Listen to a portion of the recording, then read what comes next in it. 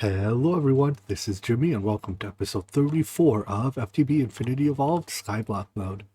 Let's start today off with another couple quantum solar panels. I think we already have more than 9, and it takes 9 per creative energy cell. And once you have the first creative energy cell, well, I mean, you have creative energy, right? At that point, solar panels get a lot easier to craft because the number one thing that goes into them is energy. But let's see how many we have. 4, 7, plus 8, we have 15. It takes 36 total to finish a pack. Honestly, at the rate we're making them now, we'll probably have enough quantum solar panels to beat the pack before we reach a point where we can make our creative energy cells. Maybe not. Anyways, next thing to check up on is our mana situation here. You'll notice the mana pools are not full. They're, I'd say, about 20% there. It's actually only been like 1 hour IRL since the end of last episode. I'm recording these more or less back to back. So yeah, it hasn't had time to fill up yet. But that's fine. This 49, basically 50 mana pools at 1/5 full is still 10 pools worth of mana, which makes a fair bit of Terra Steel. So let's really quickly set up some type of automated dropper setup that will make Terra Steel production a little bit easier for us. So, we just put all the inputs in at once and walk away. The idea here is pretty simple. On each Redstone Pulse, I want to send 1 mana diamond, 1 mana pearl, and 1 mana steel. So there's 3 droppers here. All feed into a centralized hopper into an open crate. So if I send it a Redstone Pulse, it drops 1 of each thing down, and then they get picked up when their craft is done. So all I need now is a timer to automatically generate this Redstone Pulse, and we'll be golden. I have the timer set to 5 seconds, so every 5 seconds it should pulse, stuff to be dropped, and then by the time 5 seconds comes up again, there's more items available, or rather it's been cleaned up and we can start the next cycle.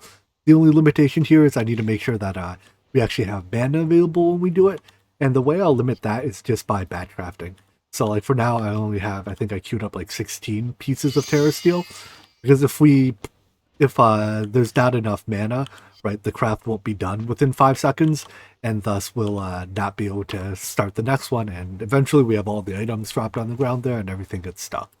But for now, I'm only gonna, basically when the mana battery fills up completely, we can craft like just about 100 pieces. And I'll probably just craft 100 at a time every time that the mana battery fills up. And 100 pieces of Terra Steel, turns out, lasts an incredibly long time. Alright, so that's really all there is to it. We're almost done with this batch of 16. And just like that, we're also basically through all the mana in our mana battery. Perfect. At this point, I think we're ready to tackle some of the late game Draconic evolution stuff.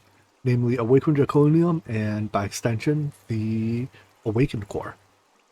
Awakened Draconium does not have a recipe in NEI, but its crafting method is, well, it's a little obscure. Let's just start. So step 1 is we need charged Draconium.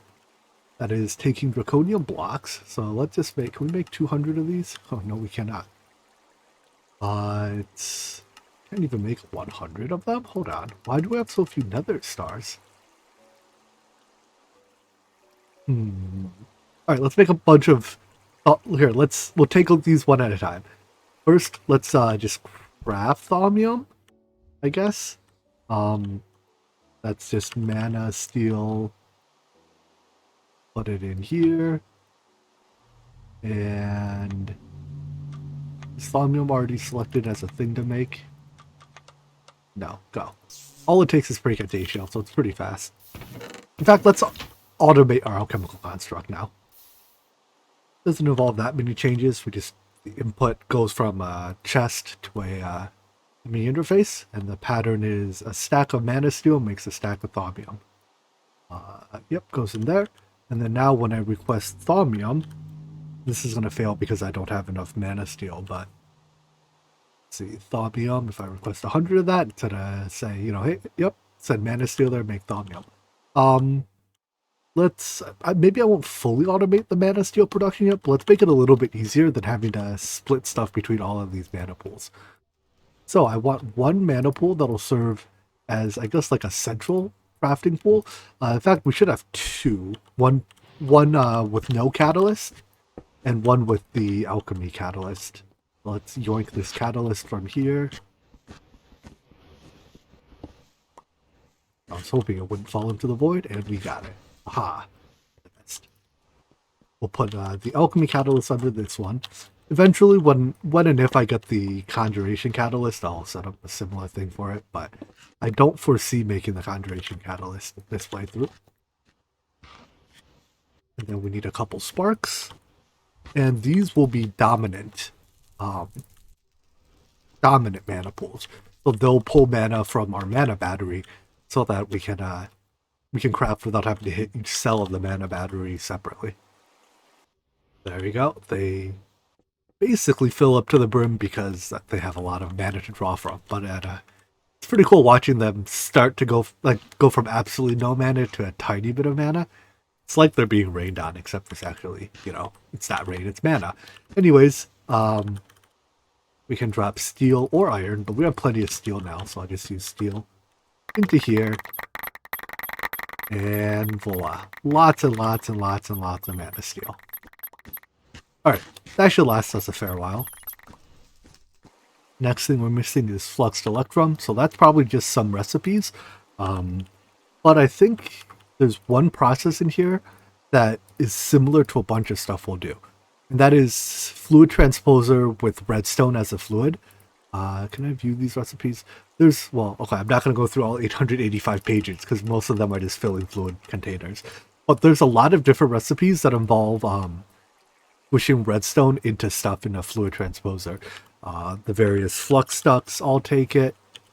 So this is I'll probably set up a dedicated processing line that is only for stuffing redstone into stuff.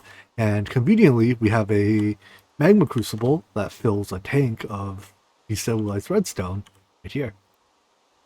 With that, we should be able to request Fluxed Electrum.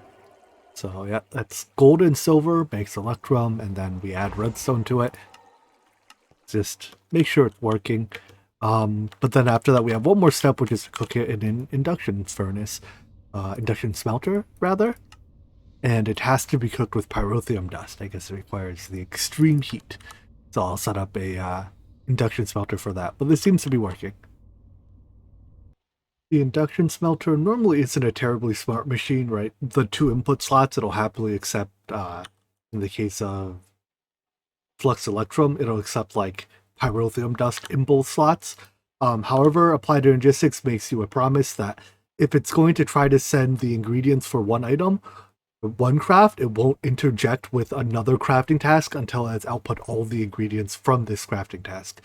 So once it gives you the first piece of Flux Electrum blend, you're guaranteed to get the remaining 63 Flux Electrum and the 32 pyrotheum dust before you see anything else. That is a promise that Refined Storage does not make for you, which makes it a whole lot harder to automate. But anyways, as a result, we can just hook it up just like face to face. We don't have to, there's no logic involved here. You have to actually plug it in. And then we should be able to request Fluxed Electrum. As soon as it realizes that it's plugged in. Come on. There we go. Yep, and my recipe tries to make 64 at a time, so if I request 100, I get 2 stacks. Alright, there we go. It's pretty fast even. Moving on then, what else was keeping us from making a lot of charged draconium? Or just rather, normal draconium blocks. It's, each draconium block takes a wyvern core, so just nether stars now. Alright, let's check up on our nether star, or I either turned it off or we just straight up ran out of wither skeleton skulls. It looks like we just straight up ran out of wither skeleton skulls, huh?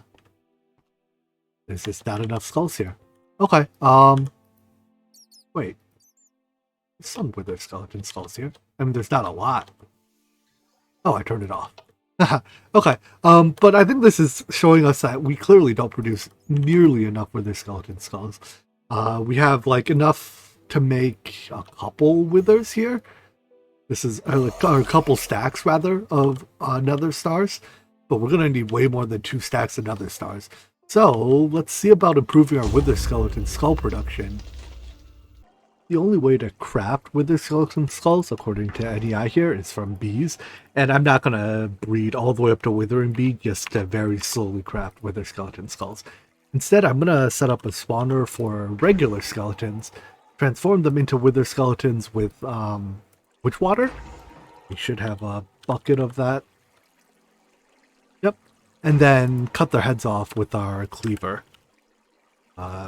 Which should have some amount of beheading on it. 30% chance to behead. Once this cleaver gets one more level, we can also put... Well, that's getting ahead of myself. Let's start with what I've already discussed. Let's set up a regular spawner for skeletons and start beheading them. For that, I'm going to need a regular skeleton. It'll be a little difficult to get one. I guess I can just take the witch water out of here. Waiting for a skeleton from this farm has shown me how horrifically awful the spawn rates from this mob farm are. I get like 1 mob every 5 seconds maybe, and I think this version of extra utilities predates the bug where you have to restart your server from time to time to get decent spawn rates. Also, apparently there's a hole. Wait, that hole is actually probably why my spawn rates are so bad, at least in part, because it lets a lot of light in. Almost assuredly that is the fault of a Enderman that picked up the dirt. I didn't know Enderman could pick up cursed dirt. The Enderman. Alright, well anyways, I'm bound to get a wither or a skeleton eventually, right? 1 skeleton, please. Never mind, I'm just gonna get a naturally spawned skeleton. So, imperfect ritual stone with a piece of lapis above it is a ritual to make it nighttime. And with that, it's nighttime. If I fly far enough from our base, we should be able to, out of range of our one of our candles. I'll just set up a tiny platform here. And I'm sure a skeleton will be very easy to spawn. Alright.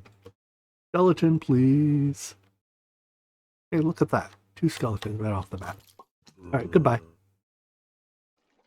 The reason I'm making a wither or a skeleton spawner instead of a wither skeleton spawner specifically is twofold.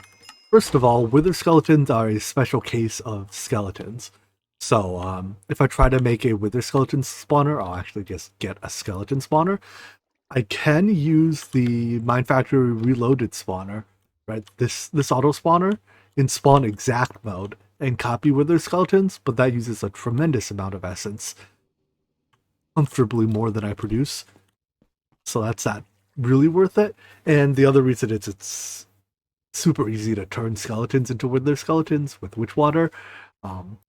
And skeletons are cheap to spawn, so we can just put an Octadic Capacitor in our spawner here and get skeletons at a pretty high rate. Not that power is really a concern for me at this point. Alright, hurry it up. A skeleton spawner with a Octadic Capacitor to cost a measly 3,000 RF would take. It's chump change at this point. Now, actually I need to make a attractor so we can actually pull the mobs towards us, and then a autonomous activator to use our sword. I'm not quite sure why, but apparently the autonomous activator is allowed to attack the flowing piece of witch water and break the block. It doesn't seem to use durability off the weapon, so I'm not going to be concerned about it, I guess. But it does mean I can't put the source block directly above or directly in front of the autonomous activator. I have to put it above. Anyways, signs contain it, keep it from flowing everywhere, and start spawning. So the mob should spawn, get pulled towards the, ow, don't shoot me. It seems our attractor is a bit too good. I didn't think it would pull them off the ground, but it appears to do so. Alright, let me make some minor changes here. Now the problem seems to be that because the sword is breaking the fluid block, it's not actually attacking. That damage is being taken from mob cramming. So we're going to have to set it up slightly differently such that the fluid is not in the final block there where we're trying to attack, I guess. Oh well, shouldn't be that hard to change. Stop spawning. Ow, these guys, withered skeletons with bows apparently light you on fire, and that's very unpleasant. Thankfully, I have a bow of my own. Let's try running it the other way. Instead of using the signs to keep the water in, we'll use the signs to keep the water out. And that seems to be working. The mobs spawn in the water. Looks like every now and then a skeleton makes it to the center without actually touching the witch water. I technically don't need a couple of these. If I get rid of this one, maybe it'll... Gosh, it's so slow to break it while punching. Do I have an axe on me? Please don't shoot me. Please don't shoot me. Yeah, it seems like some of them will still get through without being transformed. But, meh. Good enough. Close enough. Still, this kills them with the beheading cleaver. 1 in 3 or 30%, so I guess 3 in 10 chance to behead, and it'll, or does it gain the XP? I guess it doesn't gain the XP while being used in this way. That's a shame, I was hoping it would. I guess it only gains the XP if used, like, by a real person, huh? Alright, well, I'll deal with that later. For now, let's set up the item collection system to actually pick up all the drops. Working here is very loud because these cultists just keep screaming. We have a lot of cultist souls, I guess, but I don't know. They're very loud neighbors, bad neighbors to have. Anyways, what I'm doing is I'm storing the experience just like before. Vacuum Hopper picks everything up. Experience gets stored in an experience obelisk. I have a couple other experience obelisks here that have we have a lot of EXP banked for, I don't know, for a rainy day. A very rainy day. But the drops get stored into a chest here. Will you stop shooting me through that gap, please?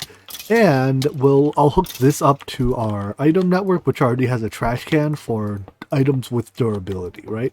So that'll automatically void all the bows and stuff. Let's extract brown. That'll automatically... Ooh, we got a compressed skeleton. Oh, I guess oh no, it looks like most of the skeletons that came out of the compressed skeleton managed to turn out alright. Looking at this, I'm noticing there's still an issue where some items congregate in the 2 corners. So maybe I'll also grab a what's it called? Not a hopper, the Ender Collector, something like that? Yeah. Grab an Ender Collector and have it pick up drops as well. And that should pick up any of the drops that end up stuck in the corner. So with this, we're generating Wither Skeleton Skulls pretty darn quick. Some other stuff I don't care, well, a lot of other stuff I don't care about. Problem is, it does actually use the durability on our cleaver, and while a cleaver has, 8,000 durability, that's a lot. It is non-infinite. So what I'm going to do is I'm just going to take this cleaver and use it for a bit. Ow. Maybe I can change this a bit so I don't get shot. But I want to get 1 level up on this cleaver. Yeah, I'm gonna... I don't know, maybe if I kill these I don't get shot? No, these guys shoot me too. Why must everything fight back? I just accepted I was going to get shot a little bit and hit these skeletons, and every now and then... Hey, there we go, we got it. Came over here, hit these guys. But I just wanted that modifier. With that modifier, there's a couple things we could put on it. We could put looting, so up to looting 3 with 1 modifier. We could put unbreaking. We could put 10% more beheading. But what I want is a capacitor. Can I autocraft those? No, I want to get a resonant flux capacitor. So let me put those recipes in. We can then apply the capacitor as a modifier to our sword. Maybe. Possibly. I don't know what I'm doing wrong. I remember that there's a relationship between the tool's durability and the capacitor. Maybe the tool needs to be fully repaired. Give me a shiny ingot and we'll try that. But it won't even accept the lowest tier capacitor. Now, let's try it fully repaired. Nope. I even broke out the materials and U-book. I haven't read this book in a really long time. Maybe I'm getting my versions of Minecraft mixed up or my versions of Tinker's Construct. Except I swear it says it here somewhere in the modifier section. So, okay, so it has to be hardened or leadstone. The tool still functions. Yep, allows the tool available from. All right, tool must have at least 1/1000th of the battery's capacity. Wrong battery, or wrong. Was it conjugation of battery of the battery's capacity and durability? All it says. And my tool has durability 8,800, so we can go up to like 8 million RF. That's way more than capacitor holds. What am I doing wrong? Does it have to be done on a, not on a tool forge, but a tinker table?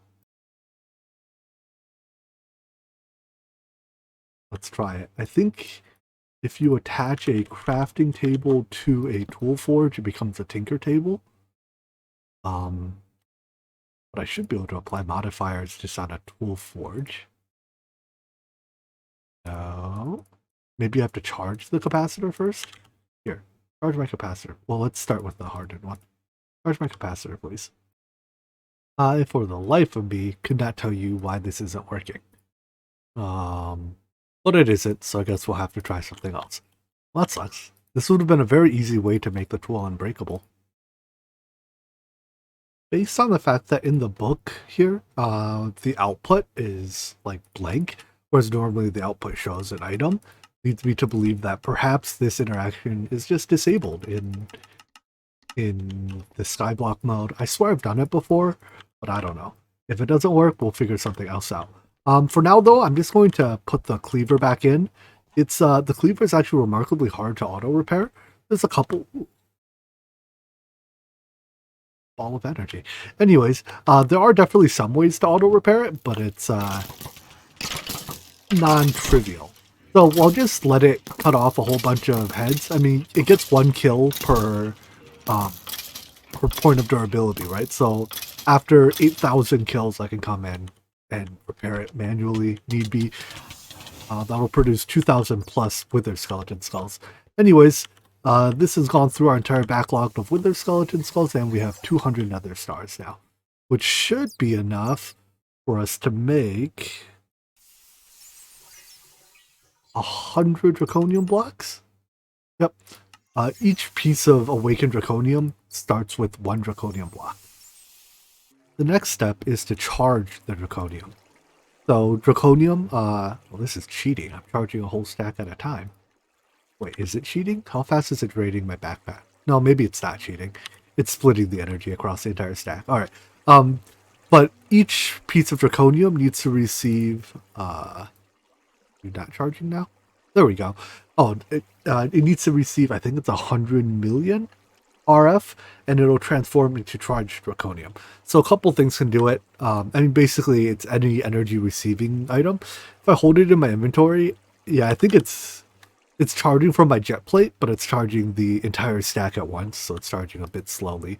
Although I wonder, is that limited by the rate at which the wireless charger? No, so it looks like the wireless charger can only pump out 10k RF a tick. The a capacitor bank can do, up to 25,000 a tick per. There's also a charger from Draconic Evolution, I believe,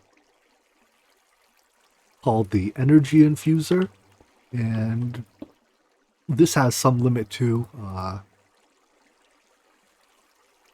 I guess this limit's probably pretty high. So realistically, your options are a very large capacitor bank network, and then you can charge up to 4 at once, or you can just charge it in the energy infuser. I'll probably just go with the energy infuser. So let me get a few hoppers to automate this, or chests and stuff.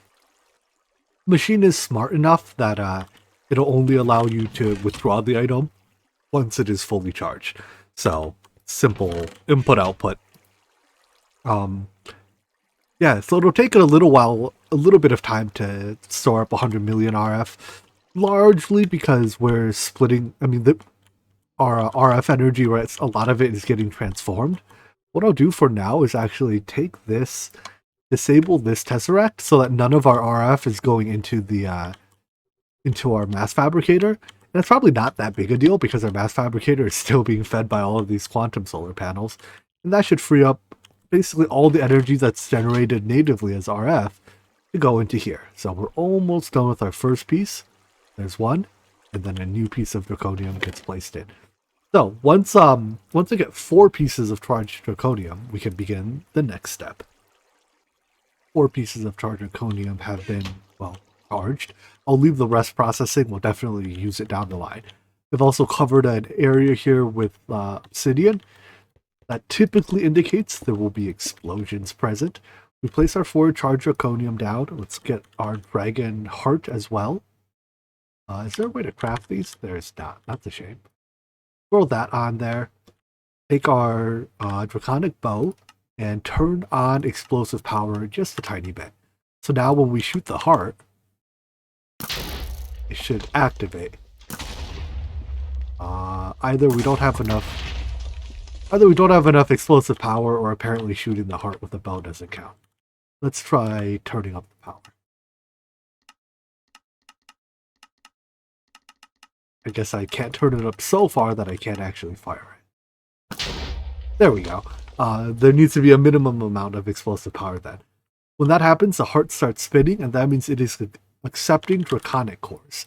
In this state, for each 16 draconic cores you throw into it, it will, when it's done spinning, it will... Wait, is it 16 or is it 4? I don't know. Let's throw out a stack of draconic cores and find out. I guess it only accepted 16 of them. So for every 4 draconic cores you throw at it, it'll convert 4 pieces, or 1 piece of charged draconium into awakened draconium when it's done with its animation. And it's limited, each heart is limited to only doing 4 pieces of awakened draconium. So that's kind of your bottleneck. You need 1 dragon heart and 16 draconic cores, and 4 pieces of charged draconium blocks per 4 awakened draconium blocks you want to make. But here we have it, 4 blocks of awakened draconium. I should also come up with I should make like a better tool to pick this up. I guess that's what I'm doing right now. With our 4 pieces of awakened draconium, I want to make, well, at least I want to start working towards the Staff of Power. It's looking like we're going to need a lot more awakened draconium to really accomplish anything. So let's try to make more of that. Our limiting factor now is going to be the dragon hearts. So there's a couple ways to get more. There's no crafting recipe for the heart, and this version of Minecraft predates respawning the dragon with the end crystals. In fact, I don't think, end crystals don't even exist yet. Well, they exist, just not as items. So we'd have to respawn the dragon the Draconic evolution way. There is a resurrection crystal, or resurrection stone. It's not cheap, but we can make it. So that's a draconium block, and those are souls. So this is why I needed all of those mob souls earlier. It takes 4 souls to... Take 4 souls to respawn the dragon. There we go. And there's the recipe. Now, in addition to this resurrection stone, the ritual takes a couple other things. Most notably, it takes 4 more charged draconium blocks.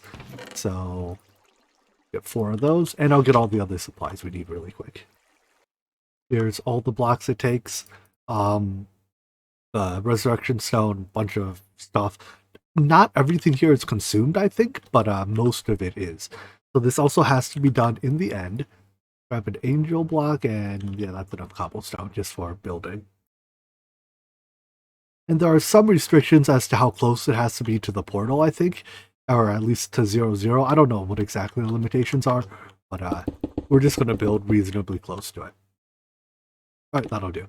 So, step 1, you have to build this grid pattern out of 4 pieces of obsidian. It's kind of like the terrestrial plate thingy, but uses slightly different blocks. 4 pieces of glowstone, and the resurrection stone in the middle.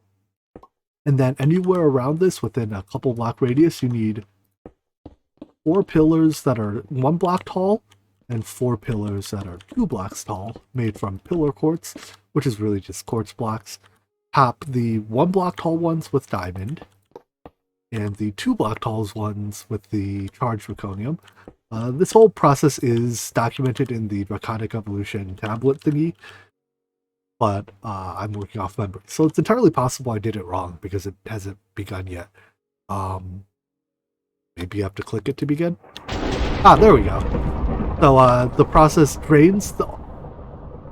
Did I cancel it by right-clicking it twice? I feel like I may have. The process drains all the draconium here, instantly apparently. Let me go get some new draconium blocks.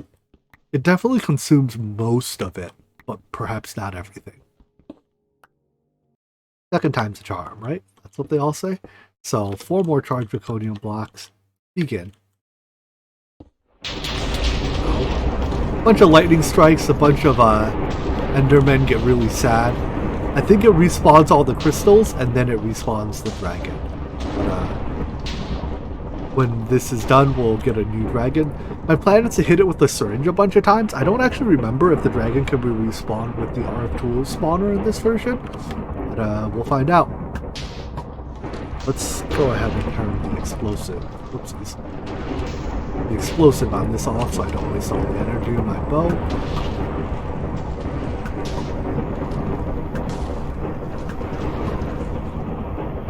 Dragon, where you at?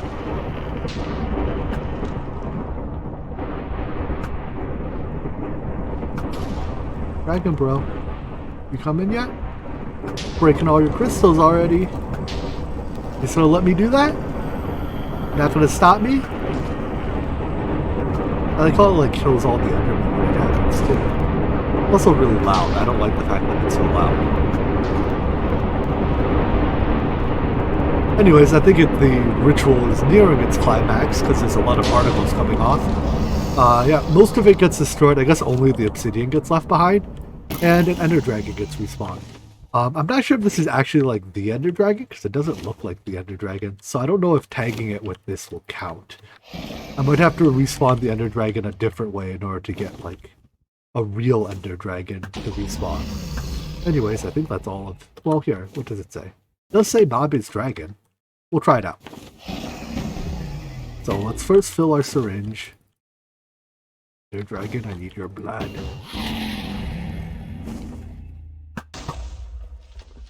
Blood, please. Alright, I got a syringe full of dragon blood, so now we can just kill the ender dragon.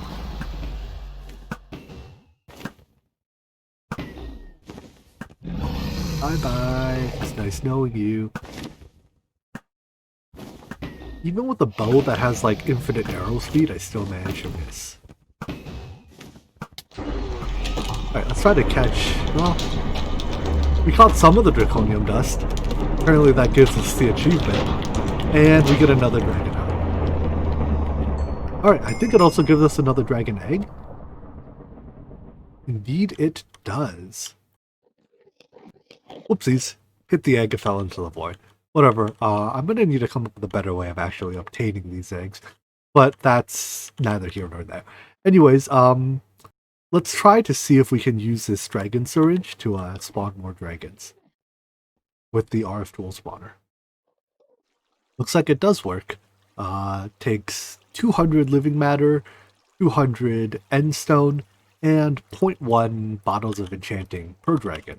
So let's hang on to this. Okay, give me my syringe back. I was about to say, you better not have avoided my syringe. And we'll use this to actually spawn the bulk of our dragons because it's going to take way too long to spawn them by doing that ritual every time, and it's going to create way too much noise. So a couple things. First of all, we're going to need a lot more endstone. Let's see. I think we probably have 0 right now because every piece of endstone we make immediately gets crushed and processed into draconium, and we've only made 12,000 ingots plus whatever we've used over the last like this is probably running for about a week. So let's look to improve that process. Really, the bottleneck there is our lava production because we're producing lava passively, like with cryothium, or this is definitely not cryothium, the hot version of cryothium. But even if we scale this process up like 20-30 times, well, for one, it's going to cause, I imagine, a fair bit of lag, and it's still not going to make all that much lava. So let's make lava from RF. On second thought, I just went and looked at the recording time for today. I think we're out of time, so we'll come and pick up our journey into Draconic Evolution from here tomorrow. Um, lots of stuff left to do in Draconic Evolution. I really like this part of this version of Draconic Evolution. It's I like these mechanics, like the Awakened Draconium mechanic here, far more than the current version where you have just like jam a bunch of power into a thing and do it whatever. Anyways, I hope you enjoyed this video, and I hope to see you in the next one. Take care. Bye bye.